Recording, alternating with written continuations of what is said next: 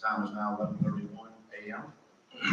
We will continue today's meeting by moving to paragraph 6, action item, part A, discussion and approval of a proposed policy to allocate hospitality and accommodations tax funds. Mr. Williamson.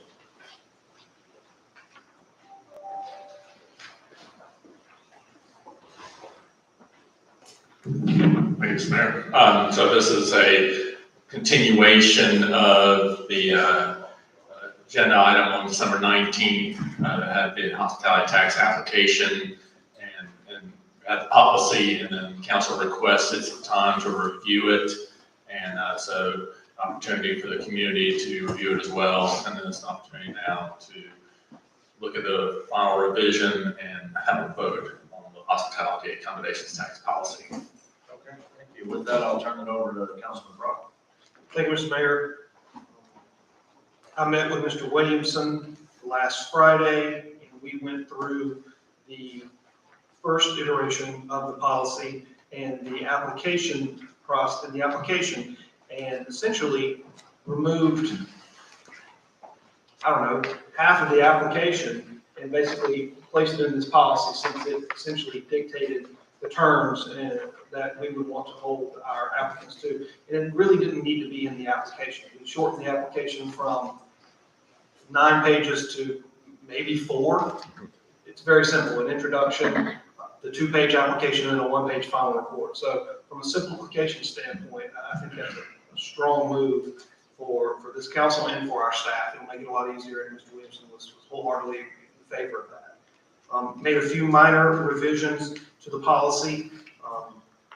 First paragraph, we named it the Local Accommodation Hospitality Tax Subcommittee. That was just a minor revision. On page 3, added items 8 and 9. 8 was a recommendation by Councilman Griffin, said for-profit entities are not eligible to receive SAT, LAT, or H tax funding. And 9 states elected officials, employees, part-time employees, as well as their immediate families are not eligible to receive SAT, LAT, or H tax funding. That essentially removes, in my opinion, insider trading. Starting underneath that Roman numeral 9 is where the headline organization eligibility requirements, that is straight off the application, cut and paste. Rules for disbursement of funds on page 4, same thing, copied and pasted that. Tourism promotion organizations, another copy and paste, where the last paragraph says unused funds must be returned to Blackfoot within 60 days. All of that is straight from the application. There was no amendment or changes to that verbiage, and we all voted on that 5-0 a couple months ago. So took that out of the application, put it in the policy. Nothing else changed until we get to the last page 6, where it says discretionary grant outside agency request funds. We had potentially recommended allowing individual council members to use discretionary funds at their recommendation. Upon legal review, Mr. Balthasar told us that we couldn't do that, which was the answer we were looking for. The question had been asked, can we do this? He says, no, you can't do this. But what came out of that was the idea of placing restrictions on the outside agency requests. And these recommendations are what the subcommittee has come up with to essentially limit the amount of monies that people can pull out of the general fund and prevent double dipping. So the first one says recipients must be a nonprofit organization in good standing. Recipients must have been in existence for over 1 year. Recipients must use the awarded funds to benefit the town of Blythewood. That one's left vague on purpose, because that we can all debate about what is for the benefit of the town. But I think that it's, when you see it, you know. Number letter D, it says appropriations to a single applicant cannot exceed 10% of the total funds available. Council will determine the amount of funds available in the discretionary. I think last year it was what, 36.5, 37.5, something like that. If we wanted to up that, let's just say to $50,000, then the most an applicant could receive would be 10% of $50,000, which would be $5,000. And the last restriction would be applicants cannot receive discretionary grant funds if they receive SAT, LAT, or H tax funding. That prevents the double dipping. So those are the minor revisions and one small addition to the policy. And if Councilman Kendrick has anything to add, love to hear from you. No, sir, I'm good, thanks.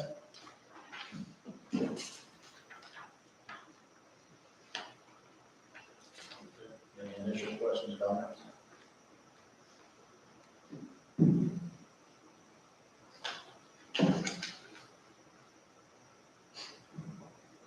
Public comments. Can I make mine for sitting here since we're such a small environment? Can you take her your microphone, Rich, please, so she can sit there? I think I'm down. She can't stand, don't.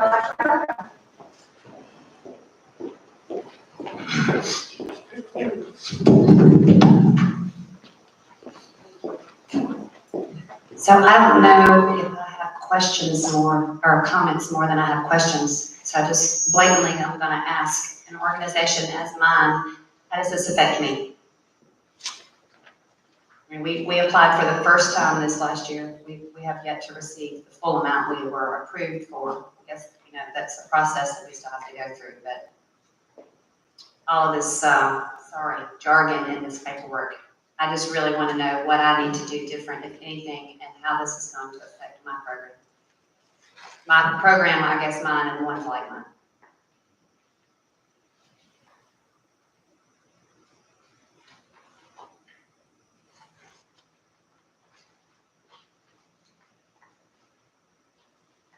Councilman Kendrick, do you want me to address this? Either one of us can. All right, I'm happy to do so. Ms. Dow, according to this policy, you would not receive any funding out of hospitality or accommodations tax. So let me make sure I understand. So programs such as mine and the golf program that benefits the veterans and Big Red Barn and Camp Discovery and all of those things that offer a service to people on a year-round basis will receive no funding from the town. That's not what I said. But I said associations and organizations like mine. No, We are all no, similar. My Okay. comment is correct, but that's not what I said. I said you would not receive any funding from hospitality or accommodations. Okay. That's why there is the other discretionary funds or outside agency requests. I got you. That is a different pool of money Okay. with slightly different restrictions. Okay. Can you explain those to me? How that would apply to us? Well, I read those five. I do understand that, but Are- I'm are- asking you do- for a more in-depth explanation on how that will affect us. Did anything when I was reading those five stipulations, did any of those throw up a red flag in your mind as to where you would say, no, I can't answer yes to that question?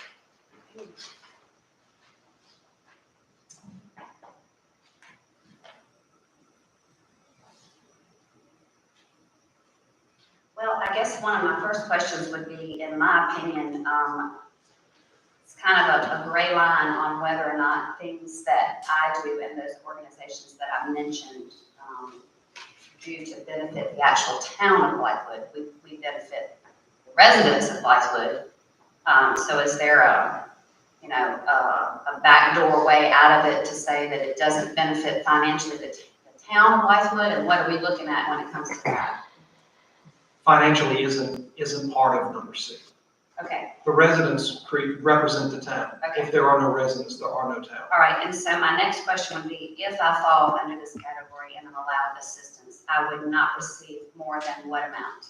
10% of the total allocated amount to the fund.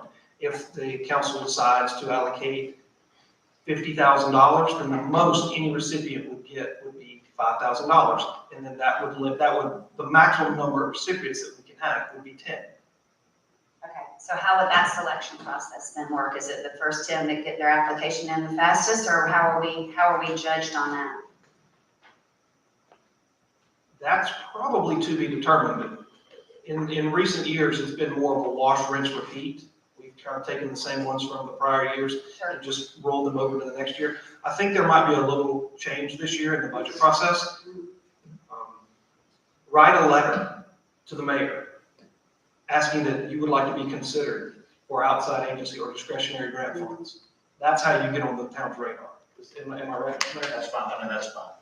Yeah, when I came to the meeting that you and Mr. McKendrick had, and that meeting, in my opinion, was a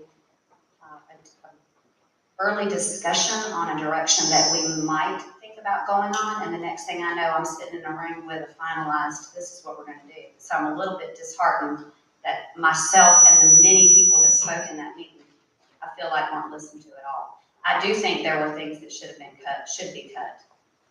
But when you're looking at people that, like myself and some of the organizations I missed, that don't survive without this assistance. Well, And Ms. there's Dow, so much more to it. Just like, for example, we found out yesterday, we can't use the Kelly Mill Sports Complex at all. No one can for the next entire year.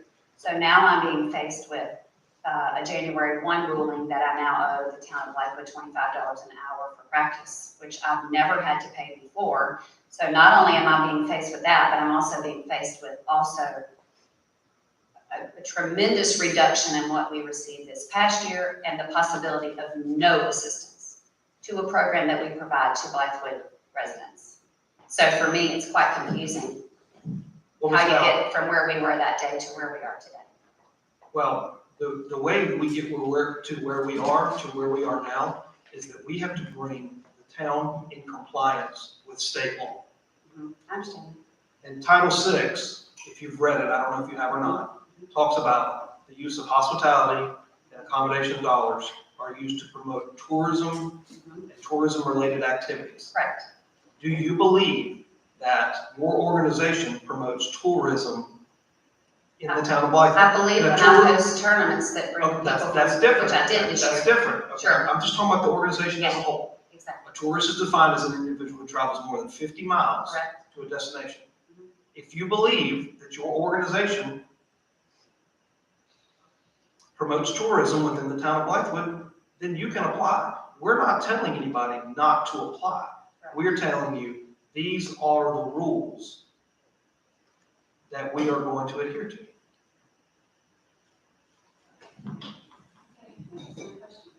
Mr. Kinder, do you have anything to add to that?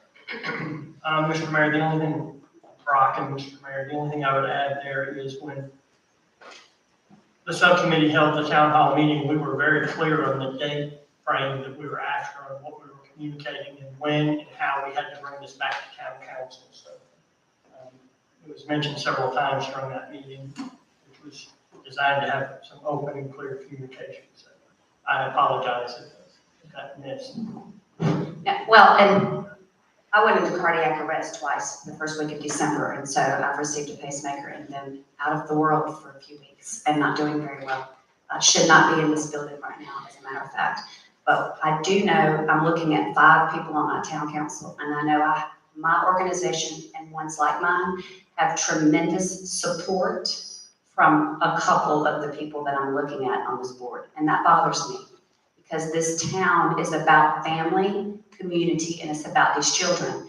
And too many times people forget about the children. We're worried about Taco Bells and fancy car washes. We don't look at rodeos that bring families together and things of that. And that is what Blythewood is.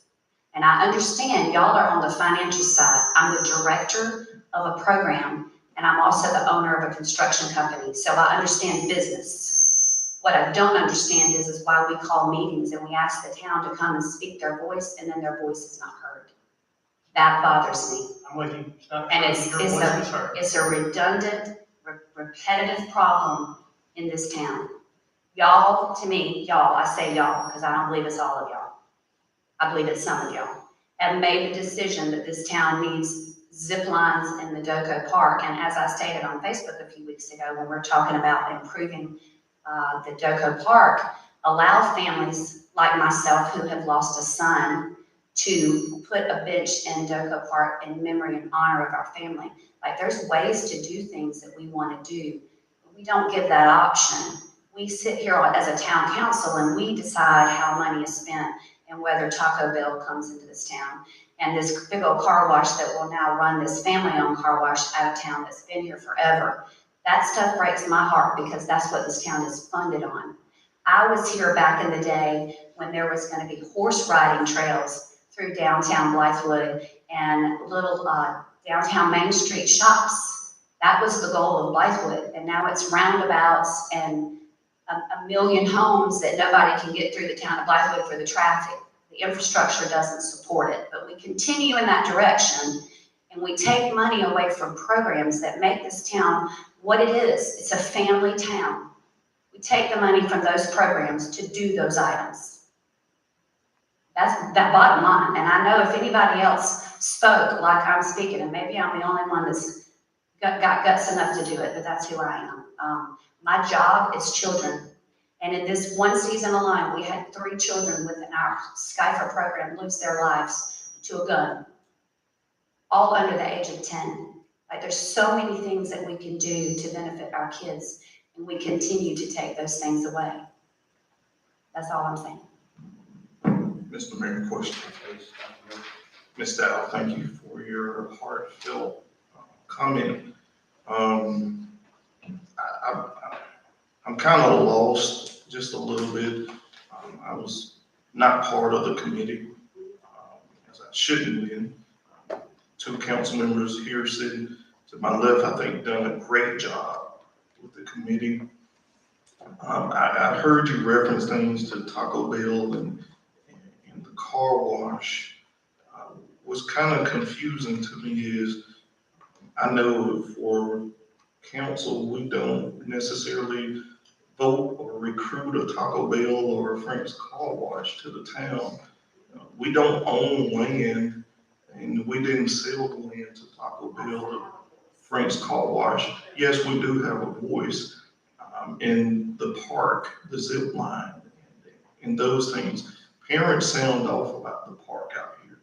And the park staff here, town staff, they hear it every day, more than we do. I have a 3-year-old. I always say that they spend, matter of fact, they're in the park right now. They spend countless time in this park. I get feedback from my family that nobody knows who my wife is. She hears the conversation there. I bring it back to council. Other council members have kids, they play in the park. And we try to build a cohesive understanding of what exactly is needed.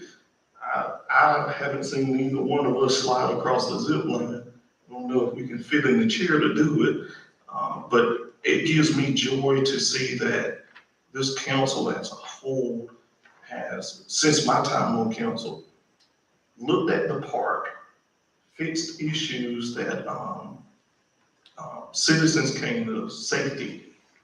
This park, we have a bad safety issue in this park. We have vandalism, a whole host of stuff I'm not going to put on this microphone. But we have done it. When you pull into this park, you ride through gates, we have cameras, tag readers.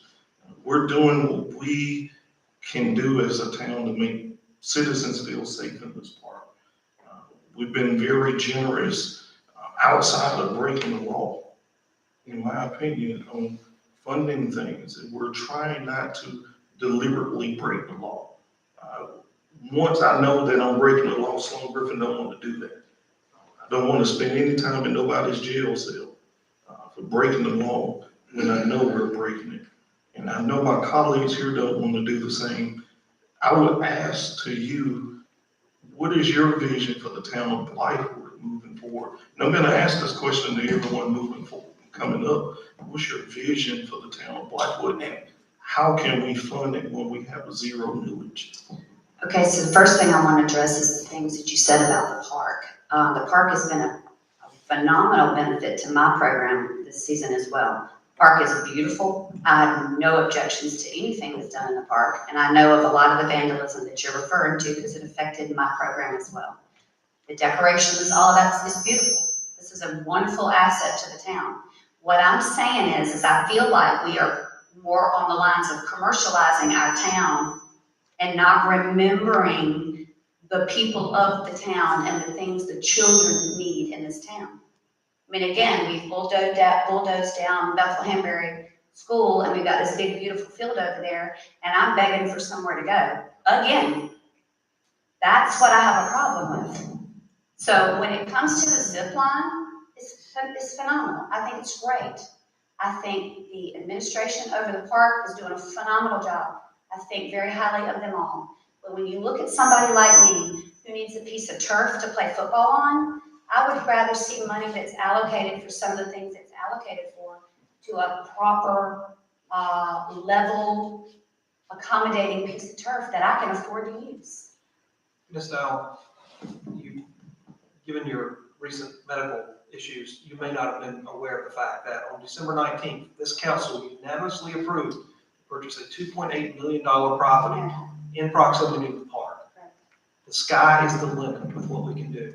And what the subcommittee is attempting to do is allocate funding so that we can not only pay for it, but we can actually develop it for all citizens of the town. And that includes you and all your children. But it takes time. And it takes. It's like a vicious cycle though that I'm on, because I know you need the money to do that. So you take away money from organizations like us, and then you charge me more money to utilize the facility that I now can't pay for. Well, not all of us voted for that policy. But that's my position in this policy. No, I understand that. And I'm not the only one that's in this. No, I understand. We know this is not going to be the most popular policy that comes up. But the subcommittee feels, and I believe I can speak for Councilman Kendrick, this is forward-looking. You talk about Taco Bell and Frank's Car Wash. Those are beyond our control. If the businesses are allowed within the zoning regs, they can do it. If we tried to stop them, we'd end up in another lawsuit. It would just be flushing money down the drain. What we can do is we can look forward and move the town forward in a manner that hopefully benefits everybody. And again, we have to comply with state law. And if we don't, they can take our funding back, and then we don't have any money.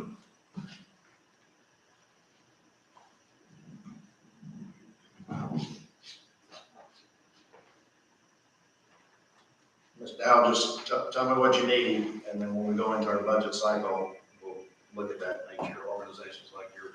I don't want folks to think that this policy's cutting everybody's knees off, because it's not, because we still have a general fund.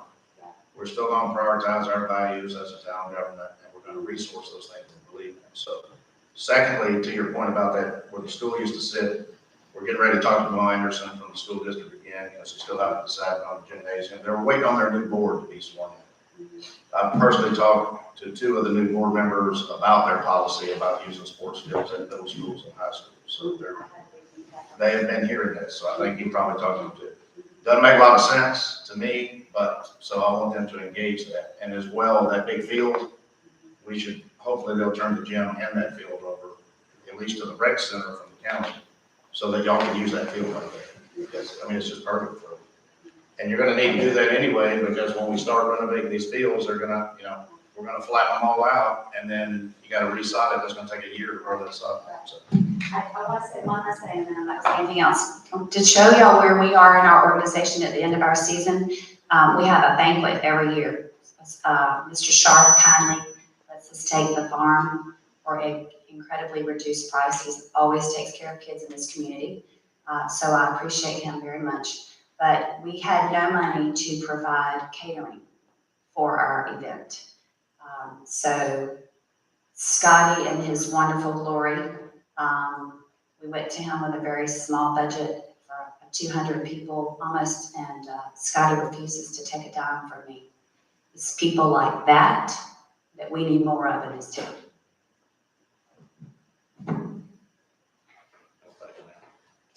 Any other comments from the public? Please. Mr. Brown?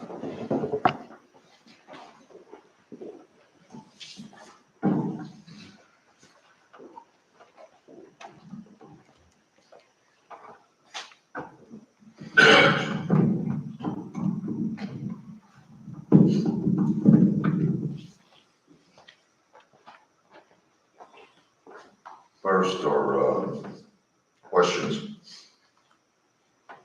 And page 6 of the revised outside agency request funds.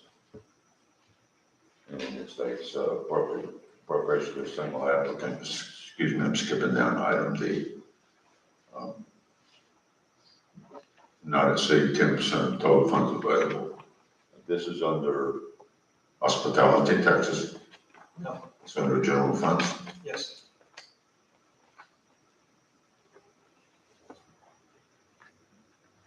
And item E, applicant cannot receive discretionary grant funds if they receive SAT, LDTRH tax fundings. So if the answer to my question on item D is that's general funds, and then our organization specifically, the Chamber of Commerce, receives grant funds in other areas from H-Tax, then we would not be able to receive any funds from general funds. That is correct. So that begs the question that, in the past, the town has funded, industry sponsorship at the level of $5,000. So that would be excluded. We would not get that money. Not from discretionary grant funds, no. Well, if we receive SAT, we could not get that $5,000 either way. I don't think you're gonna get SAT. I'm sorry, I don't think, well, SAT, LAT, or H-Tax, whichever case we might. That's correct. choose to apply for. So there's another $5,000 hit. I want to preface my comments on, and thankfully and graciously, Mr. Baranow, I was able to sit in on first half of your Beneficence Association strategy meeting. And my comments on this is that from that first part, council's leadership role. It's a marriage. Notes that I took. And I believe the chamber's role is to be partners with the town.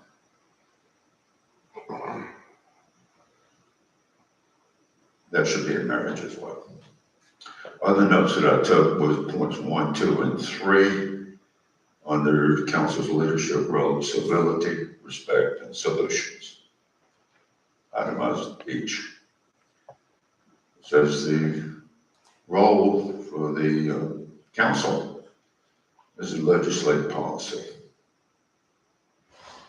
It says communicate in advance. These are notes that I took. Communicate in advance, no surprises. I feel like I get a lot of surprises. Item B, he took from book, and I'm sorry I didn't get the gentleman's name, was the author of the book, but it's coincidental with a lot of my beliefs in business over years. The title of the book is 5 Dysfunctions of Team. And first item was at the bottom of the pyramid, or triangle, however you want to see it, was absence of trust. Next level was fear of conflict. Next was lack of commitment. Next was take accountability. And the inattention to results. Further, it said building trust is establish a vision, define results, and empower employees or people, paraphrasing, to produce results. Other elements that I took away from that notes was a strategic plan. Strategic plan has to have the ends and the means to do so. Another was timing, which elements of that was vision,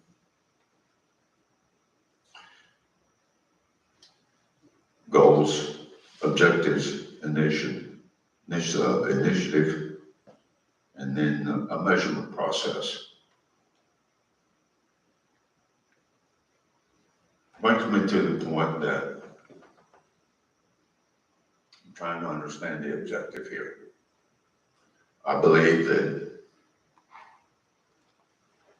if I may take the liberty to consider myself a Blythewoodian after being here 20 some odd years, and my passion for the town, for the community, and assuming the role almost 4 years ago as chamber director, certain goals were there. Number one, well publicized, we were not in great financial position, for lack of a better term. Our image, number one goal was to get us into financial position correctly. How do you do that? A lot of hard cuts. Taking a vision for the future. How do you improve your financial position? And I think we've achieved that goal. In doing so, we came to the town. Initially, the first thing was we asked for funding for an Oktoberfest. I believe it proved to be successful. We made a profit the first year. This year, not so good. Weather related, whatever. When I look at that, along with other things that we've come to, I might add that we were asked last year at a late 11th hour to take on the Christmas parade. We accepted the challenge. Funding was provided by the town, $7,500, and we wrote a check back to the town, $1,360 some odd. We achieved it within budget, and we gave the money back. Further to that, Ribfest was our next venture after our first Oktoberfest, wildly successful. And in subsequent years, continued success. This past year, I've been proclaimed as the worst Chamber of Commerce weather predictor around. That being said, in 2023, we're certainly due. Because 2022 was not the best year. And it's not a town-funded event. Our golf tournament was the only thing that was not damaged by weather. We had it at Chris Condon Market to the end of the parade this year. I believe, to borrow a word from another councilman, cornerstone events. There are cornerstone events in this town that are getting hurt badly by this new policy. Not just ours. I dare say, Ms. Dowd spoke eloquently there. There's others in here.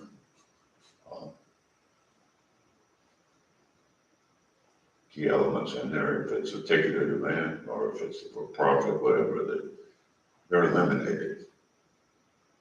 Needless to say, the rodeo is a big hit in this town, a cornerstone event. 4th of July is a cornerstone event. Thankfully, a few people have referred to some of the events that we do as being cornerstone. We believe in these things. We believe in them because they do something for this community. They bring people to this community. And I'd love to see them go. I took liberty to this comprehensive plan. And I printed it out again overnight. And we all who choose to be in public service, and I have have no political ambition. I'm perfectly happy in the role at the chamber to try to benefit our community, our businesses, economic development, et cetera. So that's where I stand. But with that, I take to heart what is in this comprehensive plan. And I could go down through the litany of it all. But I believe that each of you as councilmen, and I include myself in that responsibility, to adhere to the vision, the goals, the implementation of this plan. And going through it, I see under the implementation, there are established 8 goals. Of those 8 goals, on at least 5 of them, it lists the Chamber of Commerce as being responsible for that implementation.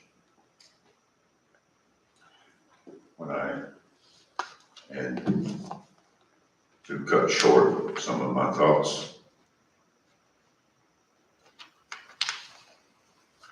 this imposed changes.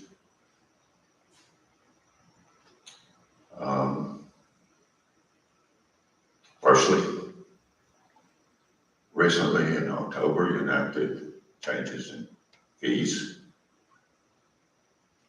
increasing park usage, which we've willingly paid every time we've used it. 33% increase.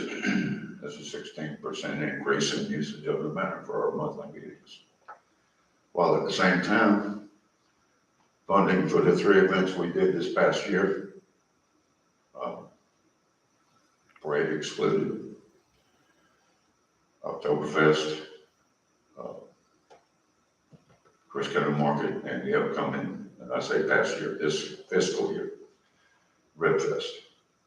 We reduced our ask from, and I believe in the policy of becoming self-sufficient. We reduced our ask for Oktoberfest from 18 to 16,000. That's a 12.5% decrease. We reduced our ask for Ribfest from 16 to 12. That's a 25% decrease. Yet at the same time, those fundings totals $44,000. This chronicle is public knowledge. This coming year, that's to be reduced to 15,000. That's $29,000 cut. That's 66%. What are our choices? Our choices is to reduce, eliminate an event. Further restrictions, no more than 2 events per organization. Well, at the same time, that $44,000 that we receive in private funding that we go out and generate over $100,000. So how do I make up the difference? $29,000 this year and an additional $5,000 the following year. Do I go and ask in today's environment with looming recession, private donations, sponsorships, to increase by 30%? I get the biggest picture. I understand that we cannot grow if we don't invest within ourselves. I'll go case in point, the Oktoberfest. If we expense everything totally, we're going to lose a significant amount of money. However, we have made an investment in benches and merchandise that's still left that was not sold, partially due to the weather, but so be it. That's an asset to us now, and it can reduce some of our need for further events. But we've invested in our future. Thank God we've been able to. We're asking an awful lot. Immediately. Options, we have to weigh them all.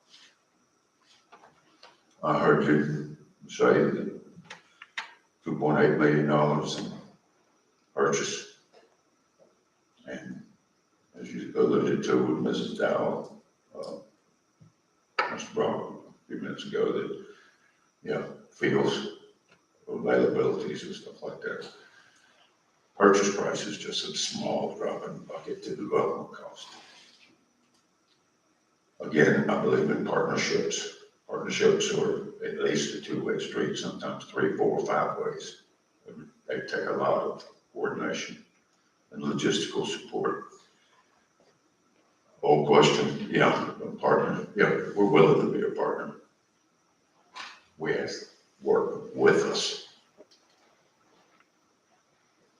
Age-old question, what's in it for me, us? I don't know, tell me. Thank you. Thank you, Mr. Fry. Any questions, I'll be more than happy. I don't want to question, I want to take this opportunity to address, and Ms. Dow too. This policy is SAT, hospitality, local accommodations, to allow us to resource capital infrastructure improvements, whatever we decide to do based on our recent activities, purchases, things like that. So that's our vehicle to do that.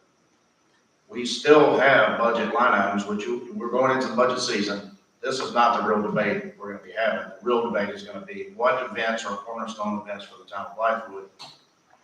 How do we fund those outside of this? So in other words, you'll see line items in my new budget that I work with Mr. Williamson and give to the council. There'll be community promotions. That number will be large based on the number of events we want to do. Councilman Kenrick has come up with a fantastic idea. Create your own nonprofit that works for the town of Blythewood. And we give that money to that nonprofit and they run these events. They organize them, they do what they want. We are out of it. We just write them a check, well, however many events. You know, my goal's always been one big event in town a month. Now I'm starting to get the sense from the council, maybe that's too much. There are some events that don't have the intended impact that we thought they would.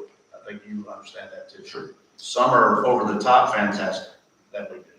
We've always run July 4th on our own internally, and it's always been fantastic and it grows every year. So that's the hard conversation we're gonna have.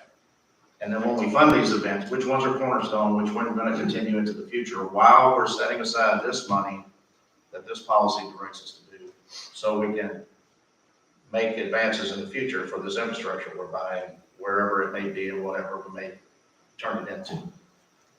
But groups, and then you'll have another line item. This right here, you're referring to, this is outside agency requests. This is specifically things like Christian Assistance Bridge, Stonehouse Ministries. Those organizations that don't fit neatly into a tourism mission, but things that we value, and we always have a line item in our budget where we give these organizations donations from the town based on their philanthropic work for our community. So don't get that confused.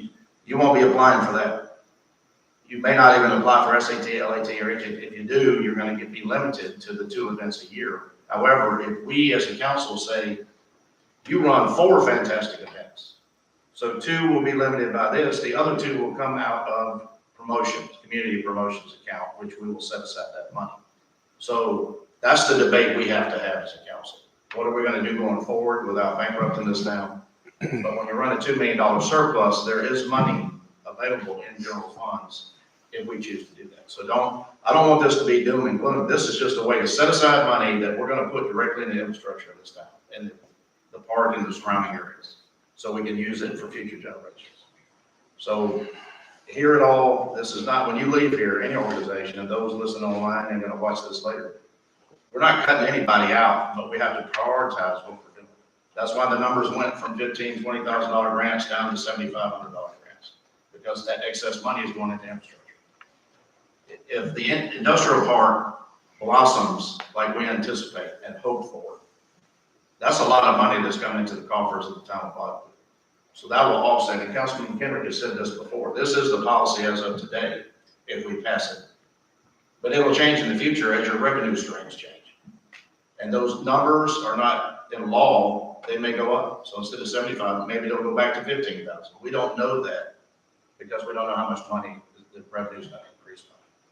So we still have some hard debates. We gotta look at all these organizations that traditionally we funded. Is there return value on that money or not? We'll have to make that tough call. Or is there any other way that these organizations can survive and raise money? Ms. Dow's organizations get kicked around all over the place. Can't use this field, can't use the school field, can't do that. But the value she brings to the kids of our community is immeasurable. When you have kids playing sports, guess what they're not doing? Getting in trouble. Builds character, adds to society. I don't need to tell you all the benefits. You preaching the choir on that one. Exactly. So, right, kept you out of a lot of trouble too, I bet. But I just want you to know that. I mean, you're not gonna be happy at the end of the day, because there are certain things we're gonna say, you know what, we're not gonna do that anymore. Or we'll authorize them to do it, but we're not gonna give them any money. But by and large, the good key events that have built this community will continue. I know I'll advocate strongly for a lot of them, but there are some that, hey, either they can do it on their own, because we got the balance sheet to prove it, or they're just not really bringing in the value for the $10,000 we're giving. So I hope that helps you, it makes it clear, but the budget negotiation is gonna be the tough part. This is just setting aside money so we can build our infrastructure. That make sense? And I'm just one voting member, but that's my view of this whole process.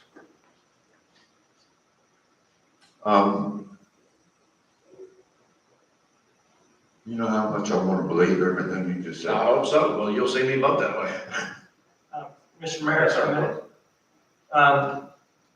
And Mr. Fry, I appreciate you sharing from the heart on what you're passionate about, which is the Chamber of Commerce and what you bring to the town of Blythewood. Ms. Dow the same. And I said this in the town hall meeting, people are very passionate about where they pour their time, energy, and resources. My caution would be, and not to be bitter or not to cast judgment when you're looking at the pyramid of the 5 dysfunctions of the team that you looked at. If the chamber's partnering with the town, there has to be trust. We can't lay our budget out before you today. We don't have it. What we do have is a contract to buy a $2.8 million piece of property with a responsibility to pay for it. And I have said earlier, would say again, the town leadership, instead of making a policy to restrict how much money we give away out of particularly A tax and H tax, and move those to the general fund, which would create more conversation and more work, we, and I'm part of this body now, have taken the road of least resistance. Give it away out of the fund. It's easy. Those funds, we're allowed to spend those funds on capital assets. So I hope you understand, I believe most of the people up here support the events the chamber put on. Ms. Dow, I'm probably not one of the 2 people that you say support your, and I'm gonna call it a ministry because that's what it is. That's simply not true. But you have, and you don't trust the 5 people sitting up here according to what you said, and I hope that changes. I have met with Buck and Christy Coggins with a rodeo. I met with you and Mike Ross. I have referred to your events as a cornerstone event. I believe several of the events you put on are. But I also, in all my meetings, have said, trust us and allow us to show you an avenue to make your events whole and provide for the citizens of Blythewood. So if we're a partnership, you gotta trust us. If we're not a partnership, then the take your ball and go play somewhere else attitude, it won't fly very well. It just doesn't fly very well in a partnership. So wait till after our budget season is complete and then cast judgment. That would be what I would ask for. Thank you, Mr. Mayor. Mr. Mayor. Yes, sir. Councilman. Thank you, Mr. Fry, for the heartfelt message and the belief from the Chamber of Commerce Um, I said it a few times in past meetings, the chamber here. What is I'm looking at a definition.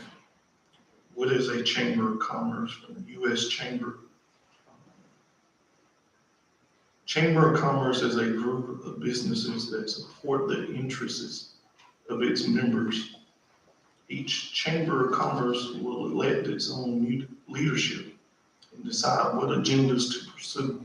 The chamber does not create laws, but they may influence pro-business policies by lobbying legislators. You were in the session this morning and you just stated about marriage and us as council and legislators. It's probably, and I said it during campaign, it's probably behooving of the chamber. I have zero communications with the chamber. I've asked for things in the past, never got it. I am a pro-business person. You can't move through life without business. There's things and products that I go buy that are part of business. They may be members of your chamber, they may not be, because that's a decision of the individual businesses to become members or not. When I'm looking at the chamber from this standpoint, I only see the chamber as a hat in hand piece to us as legislators. I see the events, and I'm one of those ones you heard me this morning talk about cornerstone events. I see them, I believe in them, go to them, participate, and will continue to do so. What is the mission of this chamber? In part two, what are the benefits to the members of the chamber?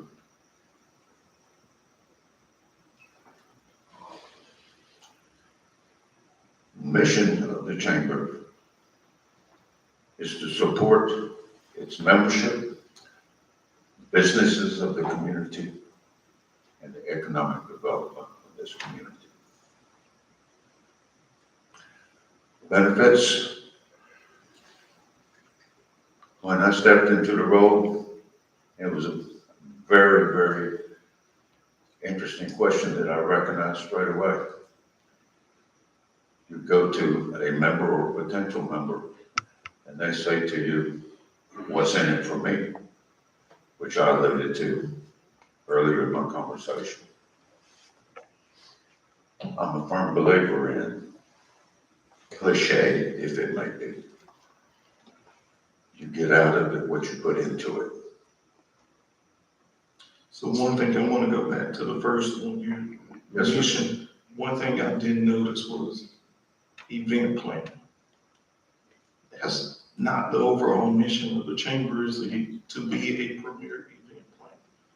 You guys have great events, and I know we're going to find a way to still partner and facilitate and make sure that we do something on our end, whether it's sponsorships or whatever else we come up with here.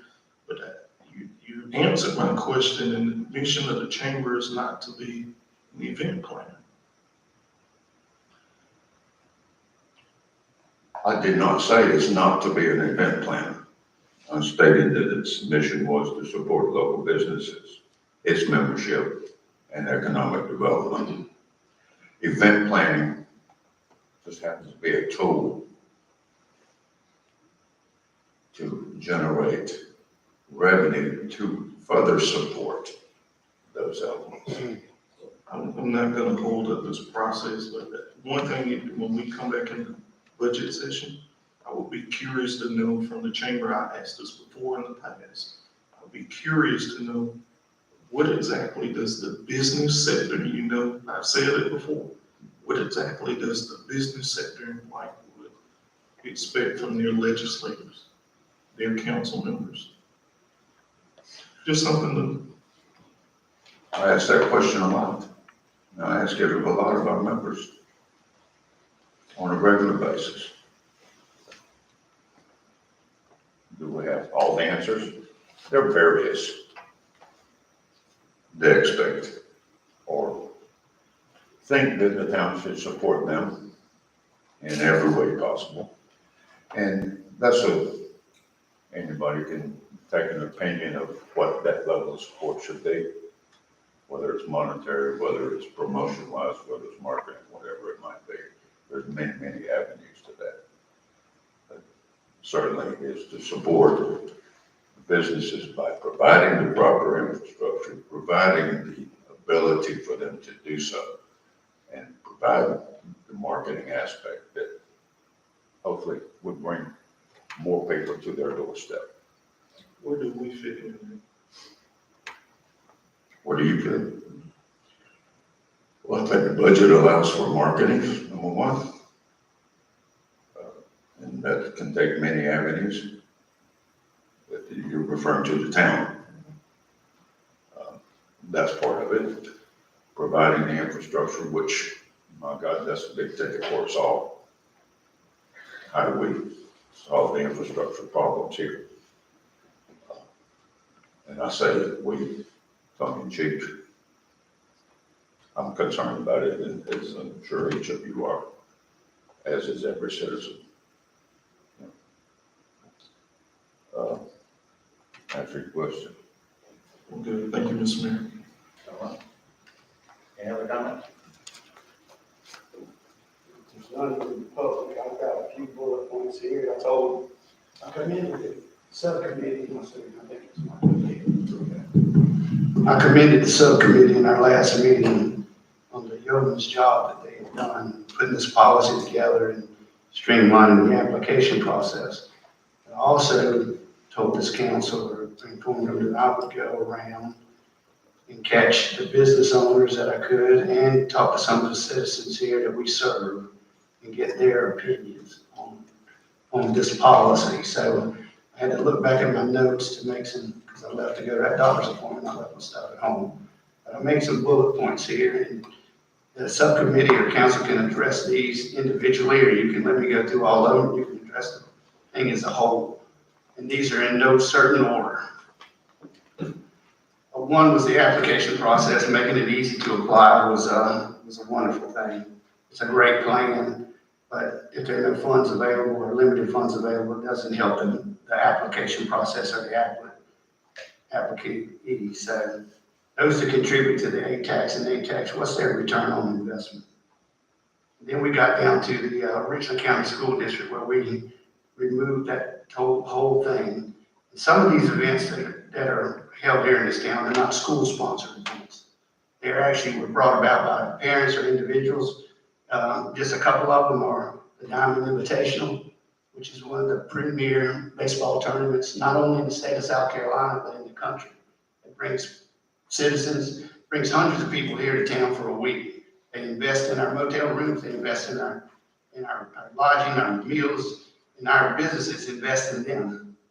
The Park Soto Memorial Golf Tournament is another one of those events that bring in, hundreds of people for a multiple day event. Those events bring money to our town. As Ms. Dow alluded to, these two events are all geared towards our youth. And these events keep our youth off the street. They keep Park Soto's memory alive.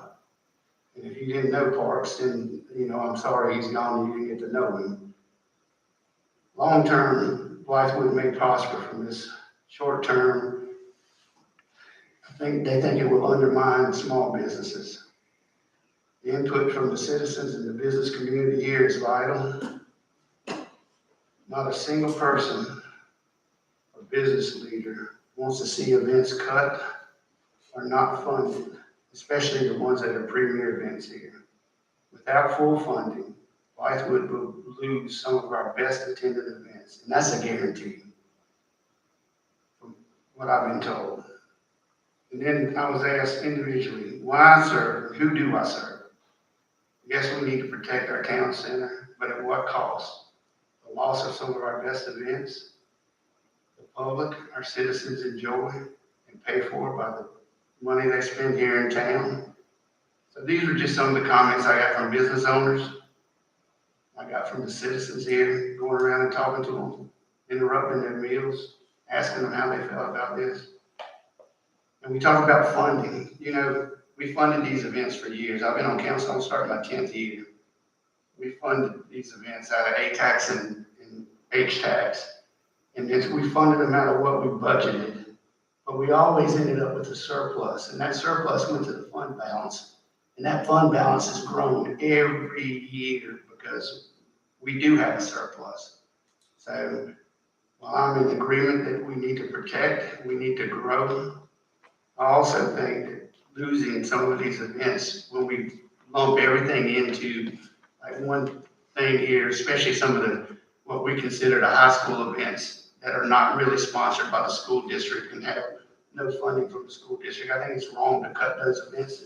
This town have been here, have been in this town for longer than I've served. So that's just some of the things that I came to talk to people about. And they said budgeting and H-Tax and A-Tax for our events, and that's what I said. We've always pretty much done that. And I say we don't, the law is the law. Some of the events have to be cut. I understand that. But these are some of the things that were brought forth to me since last council meeting, and the holidays prevented me from talking to as many people as I like to. But these were some of the comments that were brought to me. So I just wanted to bring them to y'all. I told you I would. And thank you for the time. Mr. Mayor, Please, Councilman. if there's no more discussion, are we at a point for any type of motion? Sir? I'm sorry. We're ready. Okay. So, Mr. Mayor, at this point, I'll make a motion to approve the policy as presented from the subcommittee. Mr. Mayor, may I offer a friendly amendment to his motion? Sure. I'd like to add the following two paragraphs to the end of the policy. And I'll hand these over to Councilman Griffin if he needs to read them, but they state as follows. By affirming this policy, council further establishes the following review process pertaining to the SAT and LAT/H-Tax application, the aforementioned policy, and the Excel formula-driven worksheet.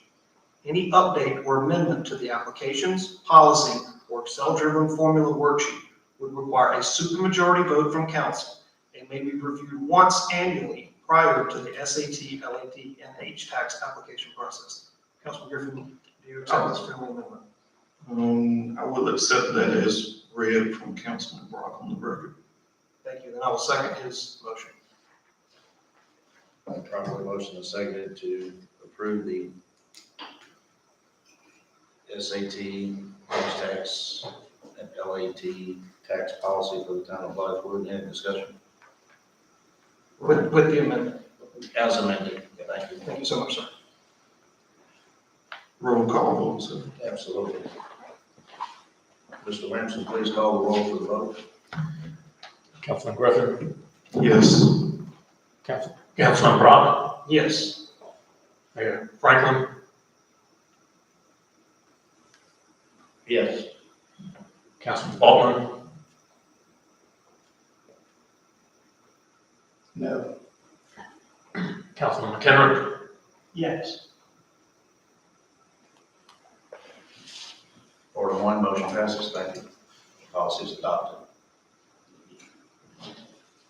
Mr. Mayor, if I may. Councilman McKenna. And probably without exception, my appointment by you to the subcommittee, the work the subcommittee did, and the subsequent vote that just took place was probably the most challenging work I've done on council since I've been here.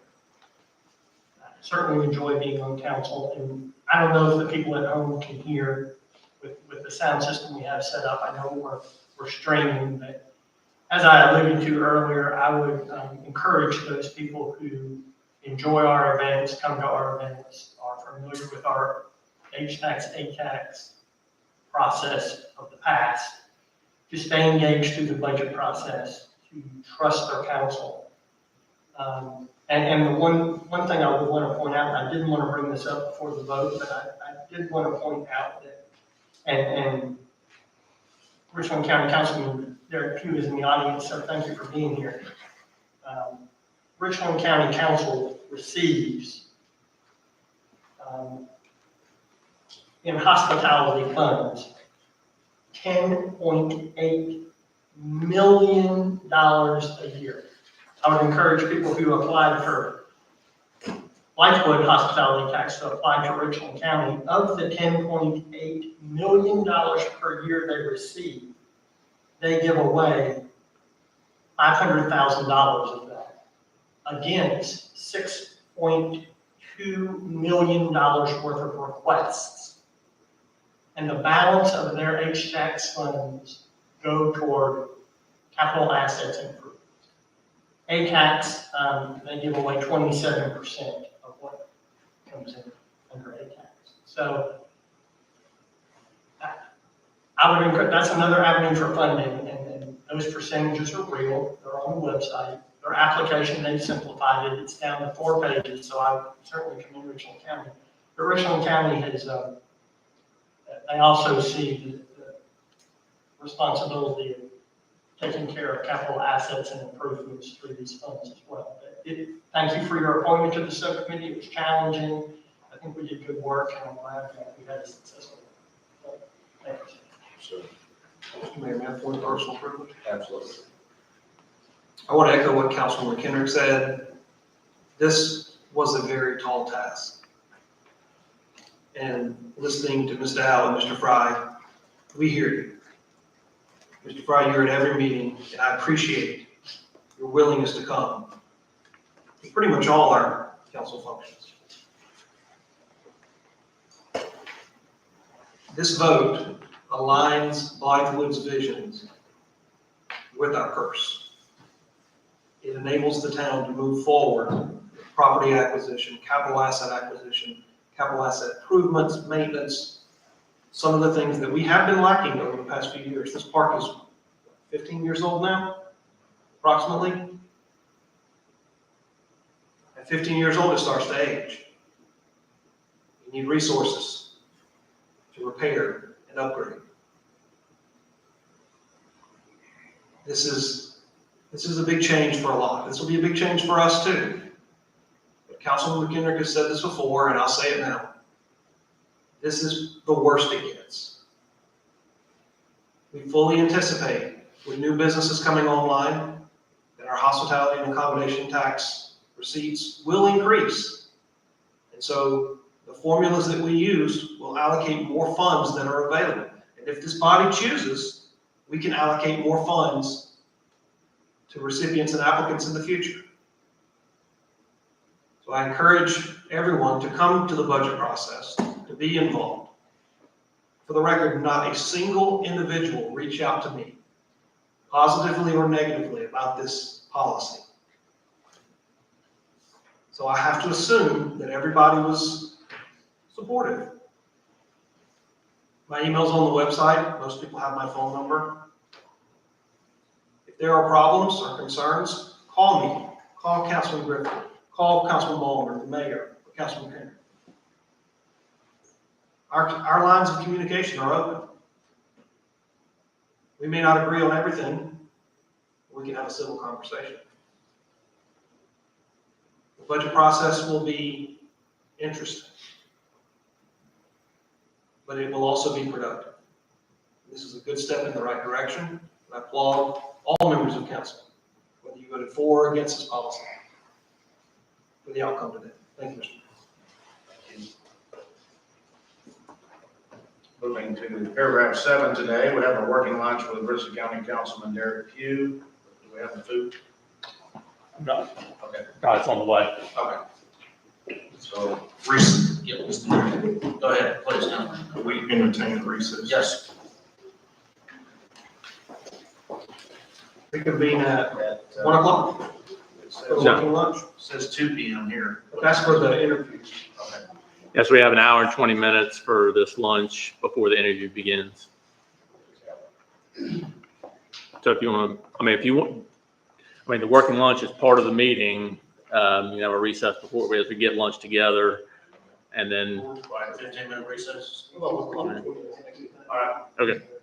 recess until 1 p.m. And I would say, I'm gonna have to cut out.